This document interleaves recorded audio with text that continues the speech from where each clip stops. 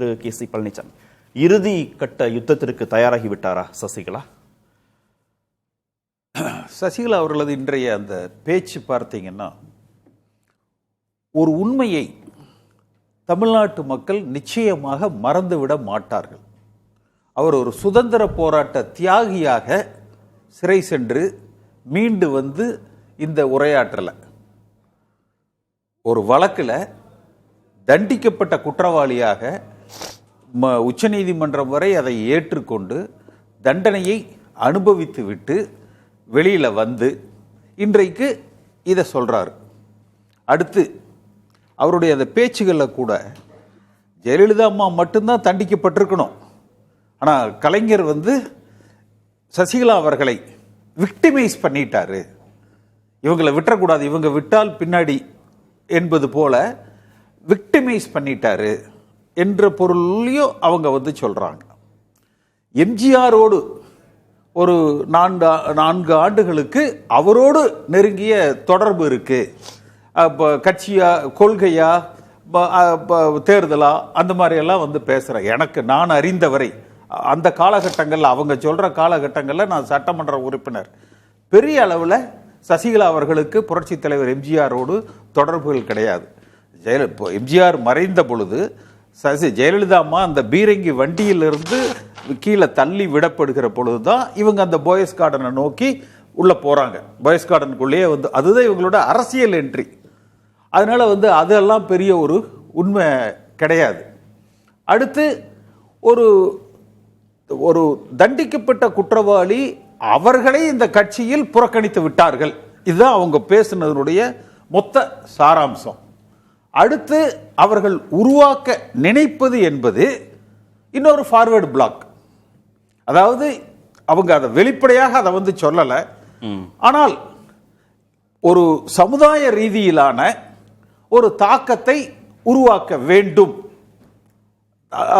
அவர் புறக்கணிக்கப்பட்டது என்பது ஏதோ முக்குளத்து சமுதாயம் புறக்கணிக்கப்பட்டு விட்டது போன்ற ஒரு தோற்றத்தை ஏற்படுத்த வேண்டும் என்று வந்து நினைக்கிறார். சசிகலா கட்சி தொடங்குறதுனால அது ஃபார்வர்ட் பிளாக் அப்படிங்கிறீங்களா?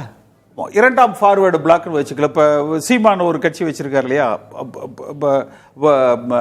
அது போல இப்போ எல்லாமே இப்போ ஒரு ஏசி சண்முகம் வச்சிருக்காரு. அதெல்லாமே இதற்கு முன்பு பெரிய அளவில் கவுண்டர்களோட ஆதிக்கத்தை உடைச்சு வச்சிருக்காரு அளவில் இருந்த கட்சிகள் இன்றைக்கு அதனுடைய ஒரு புது பரிணாமமாக அவர் கட்சி பேரை சொல்றாரு. கட்சியினுடைய அந்த பெயரை மட்டும் தான் நான் சொல்றேன், மற்றபடி சீமானையும் சசிகலாவையும் நான் கம்பேர் பண்ணல. இவர் லட்சியவாதி, அந்த மாதிரி தான் பண்றாங்க. ஆனா இதனுடைய அரசியல் தாக்கம் எப்படி இருக்கும்னா எடப்பாடி பழனிசாமிக்கு சாதகமா இருக்கும். ஏன் எப்படி இருந்தாலும் அந்த ஓட்டு எடப்பாடி பழனிசாமிக்கு வராத ஓட்டு. இவங்க இந்த அம்மா பேசாம இருந்தா அதெல்லாம் எதிராக திமுகவுக்கு போகும். இப்ப அதை இவர்கள் தனிச்சு களம் காண்கிறதுனால அந்த திமுகவுக்கு போற ஓட்டு வந்து இவங்க நிச்சயமா ஒரு அணியாக போட்டி போடுறாங்க. இல்ல, திரு ஓ பன்னீர்செல்வம் இந்திய கூட்டணிக்குள்ள போக போறதில்லை அப்படின்னு ஒரு முடிவு எடுத்துட்டார். சசிகலா புதிய கட்சி அப்படின்னு அறிவிச்சாங்க. இப்ப நீங்க சொல்றீங்க முக்குளத்தோர் சமூக வாக்குகள் எப்படியும் திரு எடப்பாடி பழனிசாமிக்கு போகாதுன்னு சொல்ல. முக்குளத்தோர் சமூக வாக்கு அப்படி நான் சொல்ல வரல. சசிகலா அவர்கள் மீது அபிமானம் கொண்டு நீங்க முக்குளத்து சமுதாயம் முழுக்க இவர்கள் பின்னாடி இருக்குது, கொஞ்சமா வச்சுக்கோம் அப்படி இல்லை. அதாவது சசிகலா அவர்களை ஆதரிக்கிறவர்களது வாக்குகள். சரி, அவங்க என்ன நினைக்கிறாங்கன்னா, இல்ல இதுல தினகரன் இந்த கூட்டணிக்கு வராம இருந்த நிலையில வேற, இப்ப வந்த பிறகு சசிகலா இப்படி ஒரு முடிவு எடுக்கிறாங்க, பன்னீர்செல்வம் இப்படி முடிவு எடுக்கிறாங்கன்னா நீங்க சொல்ற மாதிரி முழுதும் இல்ல, கொஞ்சமா போறத கூட இவங்க 2 பேரும் தடுக்கிறாங்க. அவங்க என்ன அச்சீவ் பண்ண நினைக்கிறாங்கன்னா, சென்ற முறை தினகரனால் அதிமுக வெற்றி வாய்ப்பை ஒரு 20 தொகுதிகளில் வெற்றி வாய்ப்பை இழந்தது என்பதால் இந்த முறை திரு அமித்ஷா அவர்கள் தினகரனை அழைத்து பெரிய முக்கியத்துவத்தை கொடுத்து இந்த கூட்டணிக்கு கொண்டு வந்திருக்கிறாங்க.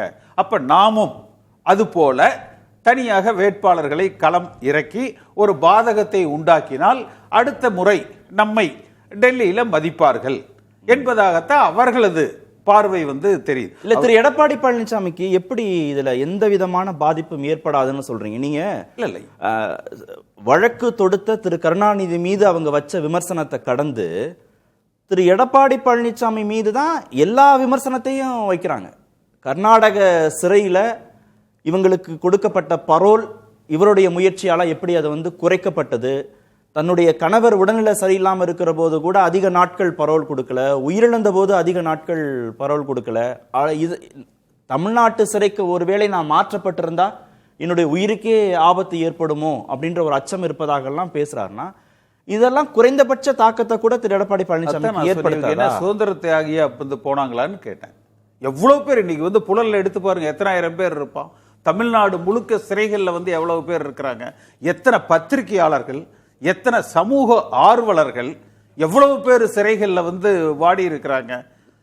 நீங்க ரெண்டாவது, இது இவங்க நினைக்கிறது ஒரு எடப்பாடி பழனிசாமிக்கு எதிரா அப்படின்ட்டு. நானோ அல்லது திரு ரவீந்திரன் துரைசாமி அவர்களோ ஒட்டுமொத்த தமிழ்நாடு சசிகலா அவர்கள் பொதுச் செயலராக பொறுப்பு எடுக்கிறார், முதலமைச்சராக பொறுப்பு எடுக்கிறார் என்ற பொழுது ஒட்டுமொத்த தமிழ்நாடு எதிராக இருந்தது. ஒருத்தர் இருவர் அல்ல. ஓபிஎஸ் பார்த்து செல்வாக்கு வரல, சசிகலா அவர்களுக்கு எதிரான ஒரு நிலைப்பாட்டை எடுப்பதால செல்வாக்கு வந்தது. சசிகலா அவர்கள் மதிக்க தகுந்தவர், வயதானவர், அம்மா ஜெயலலிதா அம்மாவோடு பயணித்தவர், இதெல்லாம் ஒரு பக்கம் இருக்கலாம். ஆனால் அவரை ஒரு அரசியல் தலைவராக தமிழ்நாட்டு மக்கள் ஏற்றுக்கொள்ள மாட்டார்கள். அதிமுகவை மீண்டும் இந்த குடும்பம் ஆதிக்கம் செலுத்துவதற்கு தமிழ்நாட்டு மக்களோ அதிமுக வாக்காளர்களோ அதிமுக தொண்டர்களோ ஏற்றுக்கொள்ள மாட்டார்கள். எந்த பாதிப்பும் இல்லை. அதான் சசிகலா அவர்களை ஆதரிக்கிற வாக்குகள் எப்படி திமுகவுக்கு போற வாக்குகள் மடைமாற்றம் செய்து இவர்கள் ஏதேனும் வேட்பாளர் போட்டா அவர்கள் பக்கம் போகும். ஓகே.